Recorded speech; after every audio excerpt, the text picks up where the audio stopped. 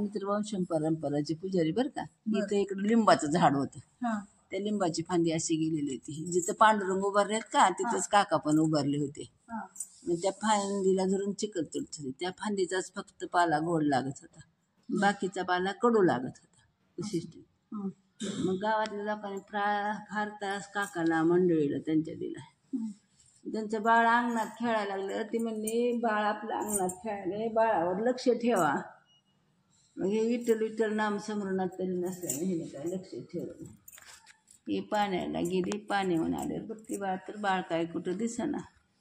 बाळ नाही बाळ नाही, अहो आपलं बाळ नाही म्हणत आली, बाळ नाही. तिचं एकदम पायाकडे लक्ष गेलं. म्हणली तुम्हाला काय काळ्या मेल्याचं येल लागलंय म्हणली, माझं बाळ चिखलात रक्त भांबळायला मेलं. ते मग धावून अंगावर आले. ती म्हणली माझ्या का नामाचा भंग केला. ती म्हणली माझ्या अंगाला स्पर्श कर चालतात तुम्हाला पांडुरंगाची शपथ. मग स्पर्शच ना, आता काय करायचं. मला माहेरी जायचंय म्हणले. काय काम म्हणले, माझं काम आहे, जा म्हणले. मग इथं झालेली सगळी हकीकत वडिलाला सांगितली. आणि ती रामी म्हणायची बहीण माझ्या पतीला अर्पण करा म्हणायला लागली. असं काही येडे पोरं बोलतीस. होय म्हणली, वंशाला कुणीतरी देवा लावायला राहायला पाहिजे, मला तर स्पर्श नाही.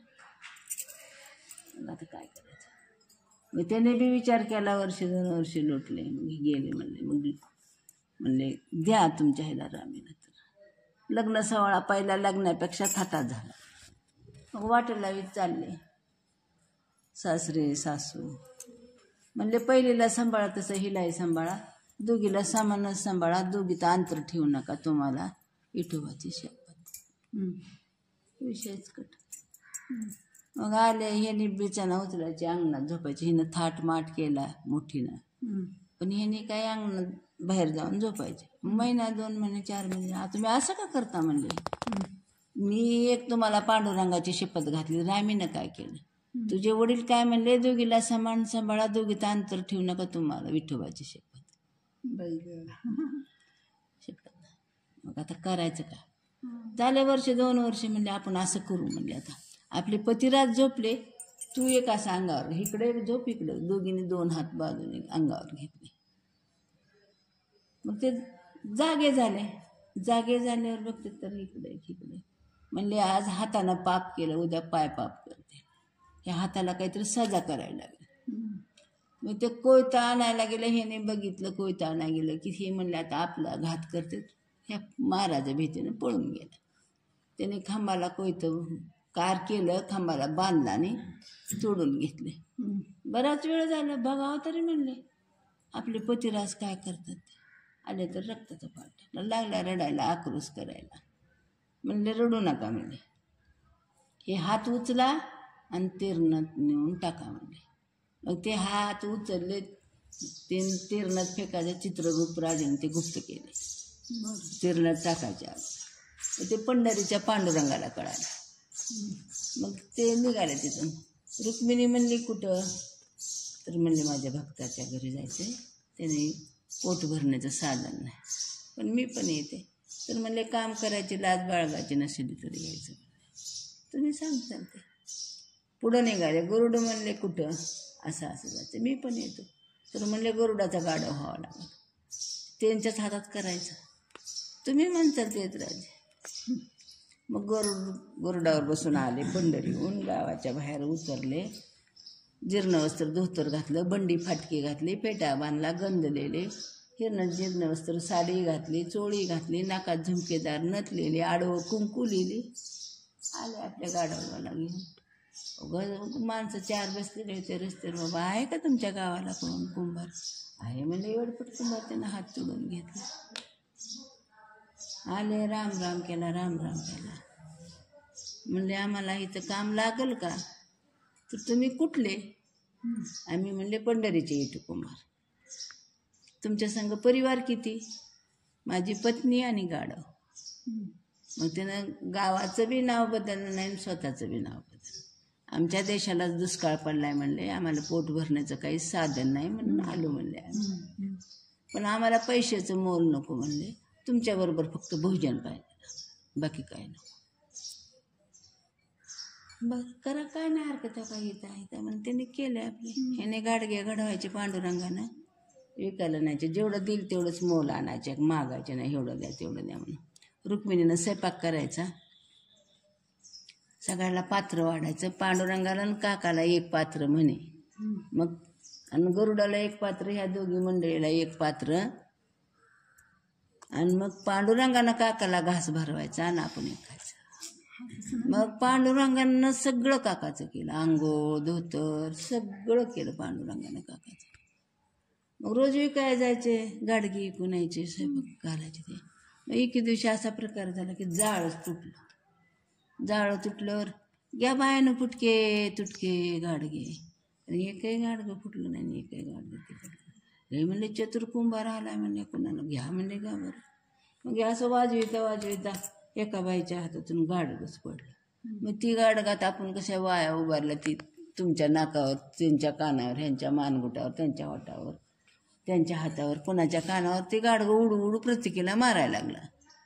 का गं मागं म्हणजे तीच गाडगं मारायला लागली. मग कुणाच्या भांडणं लागल्यावर बायाचे का तसं करायला म्हणायला लागल्यावर कुणाचे गडी आलेले आले आपले, का हो कुंभार मामा आमच्या बायाला मारायला. म्हणले मी नाही बाबा, त्या गाडगं कुठं मारीत असते का विचारा म्हणले तुम्ही त्याच बायाला, मी या ठिकाणीच उभा आहे म्हणले.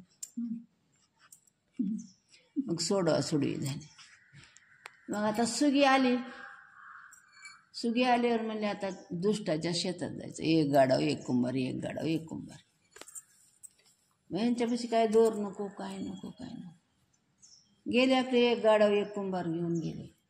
मग एकाच्या शेतात अशीच कंचाळच कडवं होतं, थोडंसं राहिलेलं होतं काढायचं, बाकीचं काही काढलेलं, कुणाचीच मळणी झालेली, कुणाचीच काय झालेली. म्हणले त्या गाढवाला बांधा. म्हणजे माझं गाढव खात नाही हो म्हणले, मी खा म्हणल्याशिवाय माझ्यापाशी दोर बी नाही म्हणले, कशानं बांध. असं कसं कुंभार मामा खा म्हणल्याशिवाय. होय हो म्हणले, बघा ती खात बी नाही, घरी कडवा नाही म्हणून आणाय आलो म्हणून, खातच नाही म्हणले. काही येडपट कुंभार आहे म्हणले, गाढवालाच बोलते. राम राम घातलं, द्या आता तर सालभर आम्हाला भिकणं दिलं नाही तुम्ही जेवढं दिल तेवढंच घेतलं, तर तुमच्या शेतात आलं द्या की म्हणले आम्हाला. म्हणले न्या कुंभार मामा तुम्हाला काय न्यायचे. म्हणले तसं नसतंय म्हणले, तुमच्या हाताने दिलं म्हणजे आम्हाला बी समाधान वाटते, तुम्ही द्या म्हणले. नाही म्हणले कुंभार मामा, की काय वाटेल तेवढं नाही, तुम्ही म्हणताल की हा बऱ्यानं सगळंच नेलं कुंभारानं, तुमच्या हाताने द्या एकदा म्हणतो, आता सांग. नाही म्हणले कुंभार मामा, बघा बरं का पुन्हा वाईट वाटू देऊ नका, आता ही देव ती गरुड बघा अजून म्हणतो. नाही न्या म्हणले. मग त्यानं नुसतं असं करून भोवायनं खून येलं. न्या की म्हणले, घुसू पिलं म्हणले त्या गाढवावर मी घेतलं, एवढपट दिसतंय म्हणले ही कुंभार. मग त्यानं खून येलं, येणं आपली कपसरली, सगळं घातलं, कुणाचं हारवर असं काढणी झालेली, कुणाची जवारी, कुणाची काही सगळं घातलं. राम राम राम राम मारली भराली आपली. यायला का मला बघते थोड्या वेळानंतर काहीच नाही, आरडावरून उठली, अरे शेतातलं सगळंच नेलं त्याने. मी तिकडून कुणी असं रस्त्याने चाललेले ते बी म्हणाले शेतातलं सगळंच आणलं. आता मग आरडावरून उठली, कसं करायचं म्हणजे उद्याच्याला आपण कुंभाराला जाऊ, मिळाली सगळी, उद्याच्याला कुंभाराला मारू म्हणले. काय करते म्हणले एकट्याच्या पुढं म्हणले कुंभार आपल्याला. मग उद्या सकाळी म्हणले ह्यांनी अंतर्ज्ञानी होते, मग ह्यांनी भैरवनाथाचं रूप धारण करायला लावलं.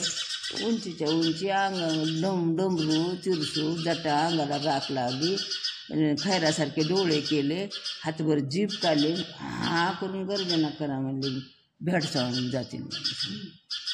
मग केलं तसं धारण, ह्याने मध्येच बसलं धारण केलं. आले ते लोक चला म्हणले, अरे म्हणजे ती कसलं रूप आहे रे, हे चल काय कर, हे बाबा तू जा. त्यानं म्हणा कुणाच्या झाडे जायला. मग ह्याने आपले गुप्त झाले, तसेच काटे टिकट झालं. अहो म्हणले आजोबा म्हणले का कुठला तरी कुंभार आलाय म्हणले, सगळंच नेलं शेतातलं. असं कुठं होते का रे बाळानं, शेतातलं कोण नेल रे तसं. हो म्हणले आम्ही काय खोटं काय. मग काय करायला तर मारायला जावा की म्हणले, मारायला म्हणले आम्हीच मारतो. आता काय सांगू बाळा म्हणले मी तर आता तुम्हाला. म्हणले बघा जर तुमच्या घरी असलं तर तसंच, असं कसं बोलता.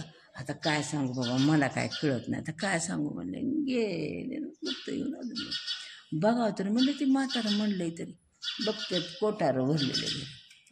हां मग आकाडी वारीला पंढरीत पांडुरंग नाही, पांडुरंग नाही, पांडुरंग सगळे संत म्हणायला लागले. गेले कुठं असतील तर काकाच्या वाड्यावरच गेले, दुसरीकडं कुठं नाही जाणार. मग हिथं बघा तीर्थबिंदू आहे म्हणे, त्या ग्रंथात आहे की जसं चंद्रभागेला पुंडलिकरायाच्या पुढं ती खाली खोला तिथं तीर्थबिंदू आहे, तसं इथं आहे म्हणतात. पण ती मोहरीपेक्षा बारीक आहे, पण ती प्रभू रामचंद्रासारख्याला दिसत आहे म्हणे, आपल्यासारख्याला नाही. मग सगळे संत आले, तिथं काकाला पाचारीलं बोलविलं, तिथं अभंग मांडला, तिथून इथं आले. म्हणले तुमच्यात कोण आलेत म्हणले 2-3 माणसं, कोणतरी मला तर काय नाही. घरात बघा ही स्वयंभू मूर्ती झालेली आहे. इथं आड आहे, आडापाशी एक लिंबाचं झाड होतं, त्या लिंबाच्या झाडाला पाणी आणायला गेलं, रुक्मिणी गुप्त झाली. गरुडाचा काही इतिहास सांगितला नाही. मग पांडुरंगानं काकाली वाऱ्या करायला लावल्या, पंढरीच्या वाऱ्या करा. आणि नामदेवरायाला सांगितलं की तुमच्या कीर्तनात काकाला बोटं पण द्या आणि मूल पण त्यांच्या मंडळीला.